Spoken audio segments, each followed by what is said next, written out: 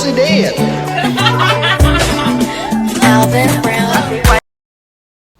Hi everyone, welcome back to my YouTube channel. It's your girl MJ back to you with another video. For all my new subscribers, hi girl, guy. For my old service, welcome back to the fun. So like the description says, we're finna talk about my boarding school experience. So let's jump right straight into it. So I was at Lutikila Girls in Muchinga province in Impika. So I went there, I was only there for 2 years, grade 8 through to 9. Grade 10 I didn't make the cutoff point, so I didn't go back. So I think firstly I didn't really get the concept of boarding school. I was so happy to go though. I was so happy to go to boarding school. It was something I wanted. Like I didn't want to be home anymore and I wanted to try something new.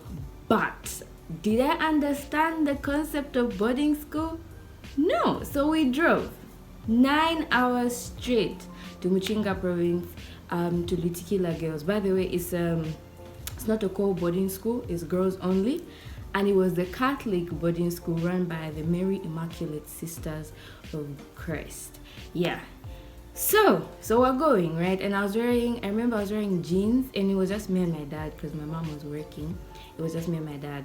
That was 2013 when I went to boarding school. I remember the date very well. January 29th, 2013. Zambia was actually playing that night. Yeah, the Zambia team was actually playing that night. So we traveled. My father took me and I was so happy, like, oh, I'm finally going to school. I'm getting into a new school, new people, new environment. But did I understand the concept of boarding school though? No.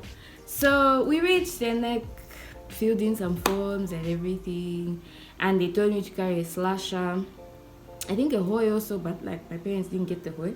We just got a slasher and everything. I carried a mattress too.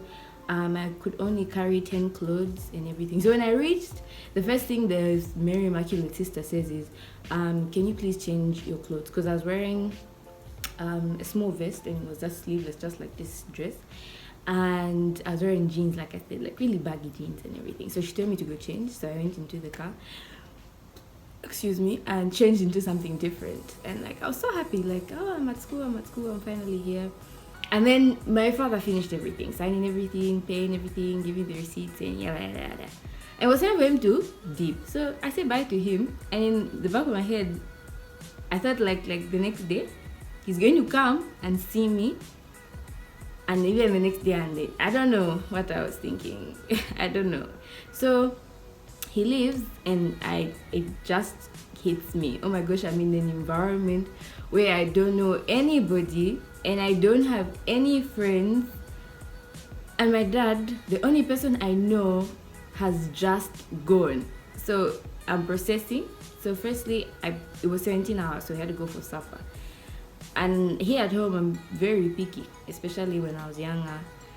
I never ate a lot of things. I used to refuse, and my parents would make the compromise because I'm their child. Like, oh, okay, we'll cook something else.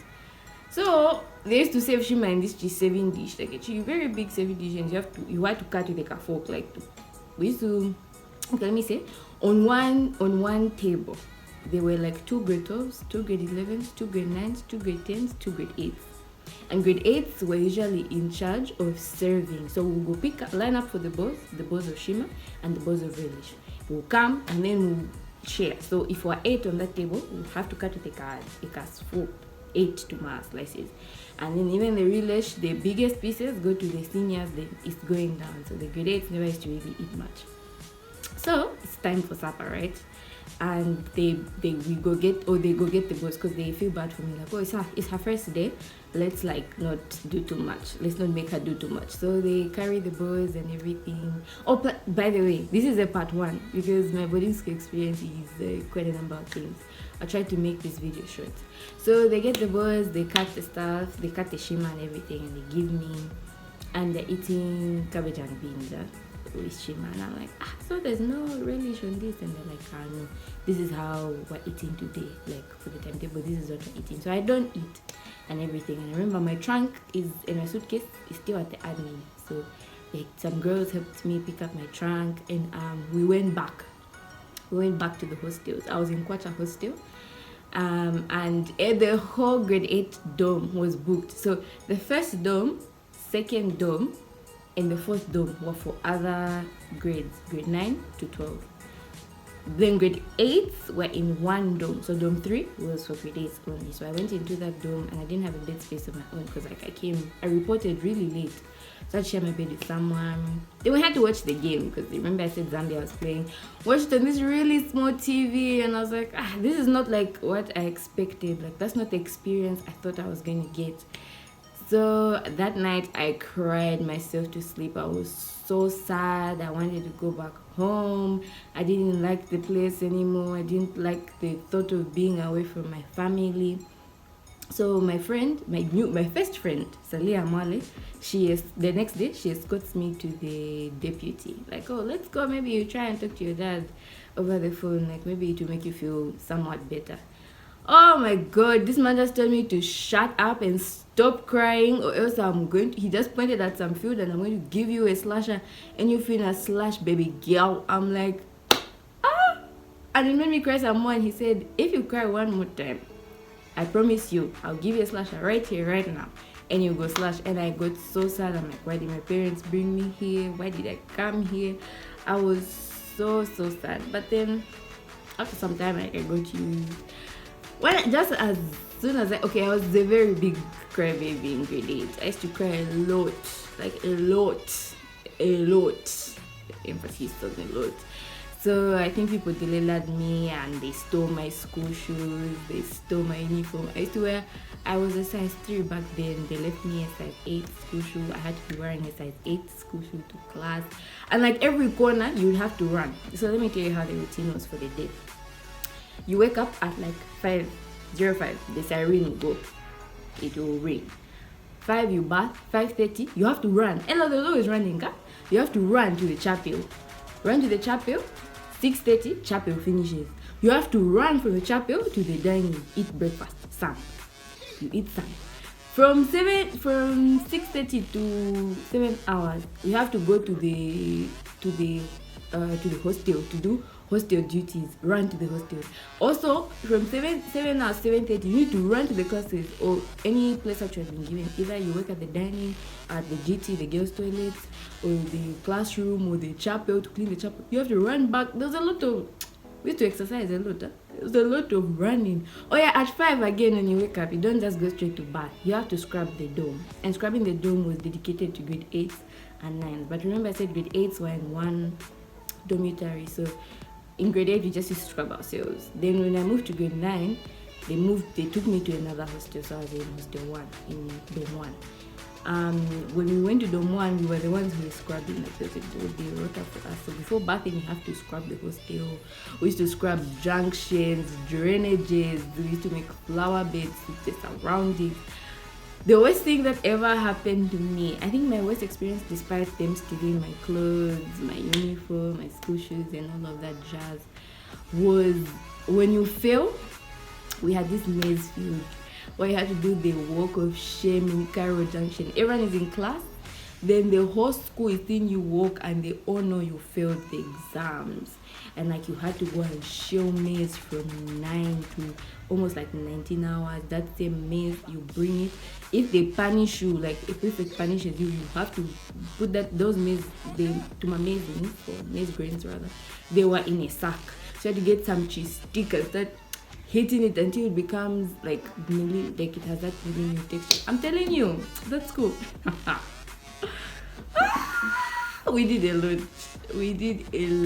And sometimes they used to wake us up like in the middle of the night. If like some important person is coming the next day, they will ring the siren at 02.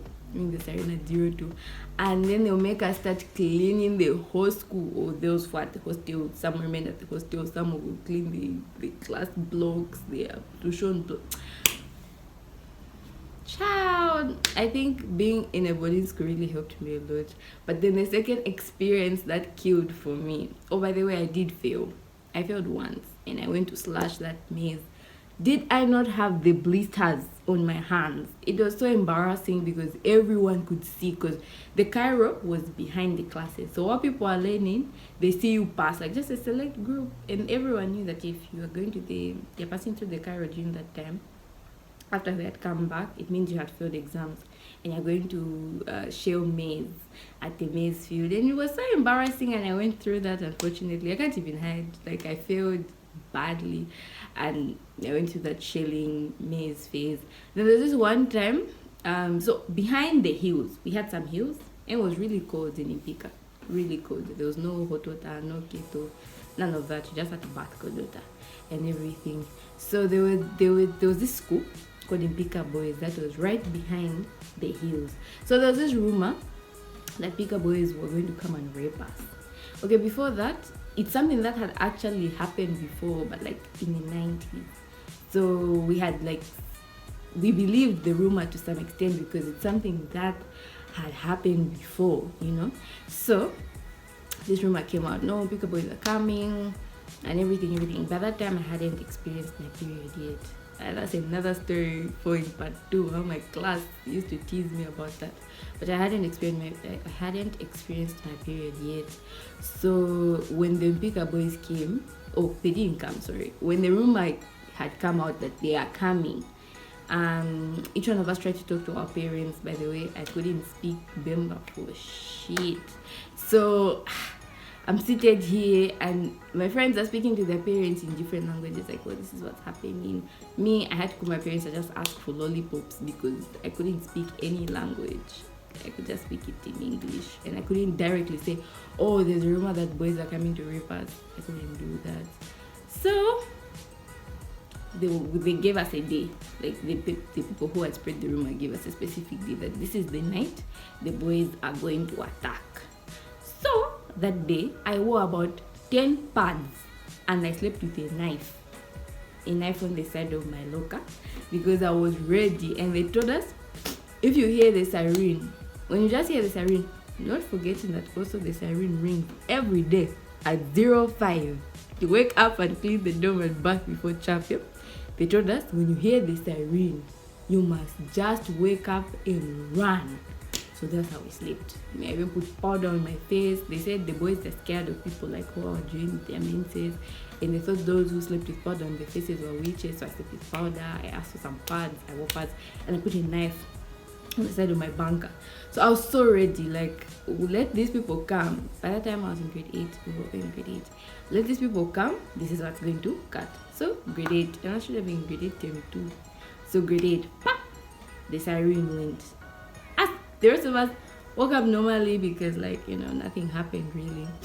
And then this one girl, she woke up and she was just screaming, the Pika Boys have come, because she had it in her head like, here, if I just hear the siren, it's run, I'll let my friends, we run. So she said screaming, Pika Boys have come, Pika Boys. And I'm like, girl, there's no Pika Boys, they're not here, it's the siren to go in. But another weird thing, this will be the last thing I'll talk about for my part 1. Another weird thing that I had to get used to is bathing around each other naked. Guys, we used to bath per sink. Okay, we had 6 showers. 6 showers for a whole hostel with 4 domes, and in each dome there's like about should be 16 to around 20 people in each dome, right? And we just have 6 showers, and the seniors, juniors, and everything. You know how that sort of thing is like. So you would find the first 2 weeks of being there, I was so uncomfortable. Like, I would wrap myself in my towel and try and bath with a towel wrapped around me. But the moment I got used, no, you guys, we used to tell story with my friend Tionelepo, who would just be like, I'm seeing a boob, she's seeing me naked, and it was just vibes. Something I didn't think I'd get used to, but I did. So if you reach this far, and if you want a part 2, I can do a part 2 because I'm not done. That's like quarter of my boarding school experience at Witikila Girls. So if you like this type of content, don't forget to like, share, and subscribe. And I will definitely do a part 2 because I'm not done. There's a whole lot that happened. There was satanism, there was people who were gay, there was people who had boyfriends who entered the spirit of their blood daughters. It was just bonkers. So if you want that type of content and you want a part 2, please like, share, and comment down below. Don't forget to tell a friend that we are coyly decide. Peace.